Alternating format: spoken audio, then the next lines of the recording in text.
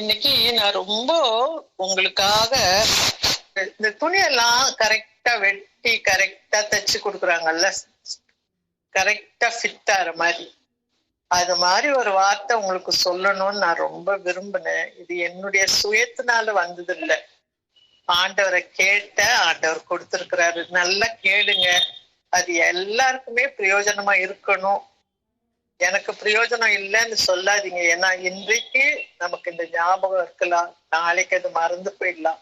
அதனால திரும்ப திரும்ப திரும்ப ஆண்டவர் சொல்லும் போது அதை கேட்டு அதன்படி செய்யறதுக்கு நம்ம தயாரா இருக்கணும். 2 பேதுரு 1:20 நான் படிக்கிறேன், நல்லா கேட்டுக்கோங்க. கேட்கறது தான் முக்கியம். 2 பேதுரு 1:20 மனசுல வச்சுக்கோங்க. வேதத்தில் உள்ள எந்த தீர்க்க தரிசனமும் சுய தோற்றமான பொருளை உடையதா இராதென்று நீங்கள் முன்னே அறிய வேண்டியது. ஆண்டவர் எனக்கு இந்த ப்ராமிஸ் கொடுத்திருக்காரு, அந்த ப்ராமிஸ் கொடுத்திருக்காரு. ஆமா, வேதத்துல இருக்கிற எல்லா ப்ராமிஸும் நமக்கு தான். ஆனா ஒன்னே ஒண்ணு, நம்ம கடமை என்னன்னா, இது என்னுடைய சுய பிரயோஜனத்துக்காக மட்டும் இருக்குது. ஆண்டவர் நான் இது ஏதோ ஒரு காரியம் கேட்டுட்டே இருந்தேன், அதை எனக்கு பிரயோஜனமா ஆண்டவர் கொடுத்திருக்கார் அப்படின்னு நம்ம யோசிக்கூடாது. நம்ம என்ன யோசிக்கணும்னா, படிக்கிற கேளுங்க. ரோமர் 4:20 ஆபிரகாமை பத்தி சொல்லும் போது ஆண்டவர் என்ன சொல்றாருன்னா, அவன் விசுவாசத்திலே பலவீனமா இருக்கவில்லை, அவர்கள் கர்ப்பங்கள் செத்து போனதை எண்ணாதிருந்தான், தேவனுடைய வாக்கு தத்தங்களை பற்றி அவிசுவாசமாய் சந்தேகப்படாமல் தேவன் வாக்கு பண்ணினதை நிறைவேற்ற வல்லவராய் இருக்கிறார் என்று முழு நிச்சயமாய் நம்பி தேவனை மகிமைப்படுத்தி விசுவாசத்தில் வல்லவன் ஆனான். அது அவனுக்கு நீதியா எண்ணப்பட்டது. நானு விசுவாசத்துல வல்லவன் ஆகணும் அப்படின்னா, தேவன் வாக்கு பண்ணதை நிச்சயமாக நிறைவேற்றுவார் என்று நான் நம்பணும். 2வது, தேவனை மகிமைப்படுத்திக்கிட்டே இருக்கணும். ஆண்டவரே, நீ நிச்சயமாக எனக்கு குறித்ததை நீ நிறைவேற்றுவேர் என்று நான் அறிவேன். ஆண்டவரே, நிறைவேற்றும். ஆண்டவரே, எனக்குன்னு இந்த ப்ராமிஸ் இருந்துச்சுன்னா அதை நீ நிறைவேற்றும். இந்த ப்ராமிஸ் இன்னொருத்தருக்கும் இருக்குதுன்னா அதை நான் உணர்ந்து கொண்டு உண்மை புரிந்து கொள்ள எனக்கு உதவி செய்யும். ஆண்டவர் ஒரு நாளும் பொய் சொல்ல மாட்டாரு.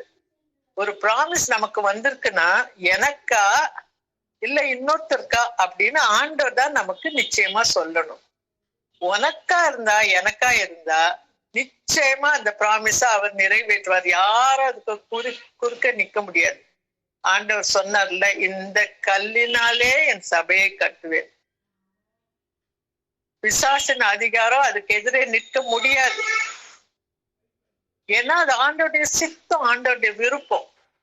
அதை கேட்கிறவங்கள நம்ம இருக்கணும். எப்போ ஆண்டவர் எது சொன்னாலும் எனக்கு தான் நினைச்சிட்டு நம்ம ஒரு தப்பான ஒரு கல்லு மேல, இல்லாட்டா உடைஞ்சு போன தொங்குகிற ஒரு கல்லு மேல நம்ம மேல மேல மேல கட்டிக்கொண்டே போனோம்னா, அஸ்திபாரத்தை கட்டிக்கொண்டே போனோம் என்றால் காற்றடிக்கும் போது, மழை பெய்யும் போது எல்லாமே விழுந்து போயிடும். அப்போ பாக்குறவங்க என்ன நினைப்பாங்க, இந்த பொண்ணு சாமி சாமின்னு சொல்லிட்டு இருந்துச்சு, இப்ப பாரு அவங்க சாமியா அவளை கை விட்டுட்டாரு. ஆக்சுவலி நம்ம ஆண்டவர் நம்மளை கைவிடுகிறவரே இல்லை. நம்ம புரிதல் ஆண்டவருக்கு ஏற்றுதா இருக்கணும். அது மட்டும் நம்ம நிச்சயப்படுத்திக் கொள்றதுக்கு ஆண்டவர் உதவி செய்வாராங்க. இப்போ இந்த புது வருஷத்துல ஆண்டவர் நமக்கு ஒரு ப்ராமிஸ் கொடுக்கிறார். நம்ம எல்லாருக்குமே ப்ராமிஸ் நம்ம வாங்கி இருக்கிறோம். ப்ராமிஸ் அப்படின்னா இன்னொரு வார்த்தை என்னன்னா, ஆசீர்வாதம் சொல்லலாம், உடன்படிக்கைன்னு சொல்லலாம், உத்தரவாதம், ஆண்டவர் கொடுக்கிற உத்தரவாதம் அப்படின்னு சொல்லலாம். ஆண்டவர் நமக்கு எல்லாருக்குமே ப்ராமிஸ் கொடுத்திருக்கிறாரு. அந்த ப்ராமிஸ் நாம் எல்லோரும் திறந்த முகமாய் கர்த்தரின் மகிமையை கண்ணாடியிலே காண்கிறது போல கண்டு ஆவியா இருக்கிற கர்த்தரால் அவருடைய சாயலாலே மகிமையின் மேல் மகிமை அடைந்து மறுரூபப்படுகிறோம். 2 கொரிந்தியர் 3:18 இது இருக்குது. என்ன சொல்லுதுன்னா, நம்ம முகம் திறந்த முகமா மூடிட்டு நம்ம முகத்தை மூடிட்டு போய் கண்ணாடி முன்னால் நின்னா அந்த மூடி மட்டும் தான் தெரியும் இல்லையா? நாம் எல்லாரும் திறந்த முகமாய் கர்த்தரின் மகிமையை கண்ணாடியிலே காண்கிறது போல கண்டு நம்ம பார்க்க வேண்டியதுதான். மீதி எல்லாம் ஆவியா இருக்கிற கர்த்தரே நமக்கு உதவி செய்வார். அவருடைய சாயலாகவே, ஆண்டவராகிய இயேசு கிறிஸ்துவின் சாயலாகவே மகிமையின் மேல் மகிமை அடைந்து மறுரூபப்படுகிறோம். நம்ம எவ்வளவுக்கு எவ்வளோ ஆண்டவரை மகிமைப்படுத்தணும்னு விரும்புறோமோ அவ்வளவுக்கு அவ்வளவு நம்ம சாயலை நம்ம கண்ணாடியில பாக்குற மாதிரி ஆண்டவர் நம்மளை பார்த்து நம்மள மகிமைப்படுத்த விரும்புகிறவரா இருக்கிறார். மகிமையின் மேல் மகிமை அடைந்து மறுரூபப்படுகிறோம். ஆண்டவரை போல மறுரூபம் அடையணும்ன்றதுதான் அவருடைய சித்தம். நம்ம எல்லாருமே ஆண்டவரை போல மாறணும்ன்றதுதான் அவருடைய சித்தம். யோபு ஆண்டவராகிய இயேசு பார்க்காட்டா கூட இதை விளங்கி இருந்தார். நான் பொன்னை போல மாறிடுவேன், உண்மை போல மாறிடுவேன், என் சொந்த கண்ணால பார்ப்பேன், அந்நிய கண் இல்ல, ஒரு நாள் உண்மை நிச்சயமா நான் பார்ப்பேன். எவ்வளவு ஆச்சரியம் யோசித்து பாருங்க. அதே மாதிரி அன்பு 1 கொரிந்தியர் 13 கடைசி வசனம், கடைசிக்கு முந்தின வசனம், 2 வாசனத்துக்கு முன்னால என்ன சொல்லப்பட்டிருக்குன்னா, நான் உண்மை முகமுகமா பார்க்கும்போது நான் எப்படி அறியப்பட்டிருக்கிறேனோ அப்படின்னா நீர் என்னை என்னபடியாக அறிந்திருக்கிறோரோ அதை நானும் அறிந்து கொள்வேன். நான் இப்ப ரொம்ப நல்ல பிள்ளை, ரொம்ப உதவி செய்யறவ, ரொம்ப ஏழைங்களுக்கு உதவுற, என்னன்னாலும் ஒருத்தரை பத்தி நம்ம சொல்லலாம். ஆனா ஆண்டவர் அந்த பிள்ளைய எப்படி அறிந்திருக்கிறாரோ அதை நான் அறிந்து கொள்ளணும். நீ இவ்வளவு செஞ்ச, ஆனா இந்த இடத்துல நீ டிராமா ஆக்ட் பண்ண, இவ்வளவு செஞ்ச, அது எல்லாம் உனக்காக தான் நீ செஞ்ச, எனக்கு மகிமை கொடுக்கலன்னா ஆண்டவருக்கு எல்லாமே தெரியும் இல்லையா? அப்ப அவரு சொல்லும் போது நமக்கு எவ்வளவு அவமானமா இருக்கும். யோசித்து பாருங்களேன். நான் இவ்வளவு கஷ்டப்பட்டு இவ்வளவு ஆண்டவருக்குன்னு செஞ்சேன், அதுல ஒரு சின்ன இடத்த அந்த பிசாசு தனக்குன்னு திருடிட்டு போயிட்டான், நான் அவனுக்கு உடந்தையா இருந்துட்டேனே அப்படின்னு நம்ம வேதனைப்படக்கூடாது. நம்மளுடைய எண்ணம், ஏக்கம், நினைவு, எதிர்பார்ப்பு எல்லாமே ஆண்டவரே உம்மை போல நான் மாறணும், உம்மை போல மறுரூபப்படுத்தப்படணும்.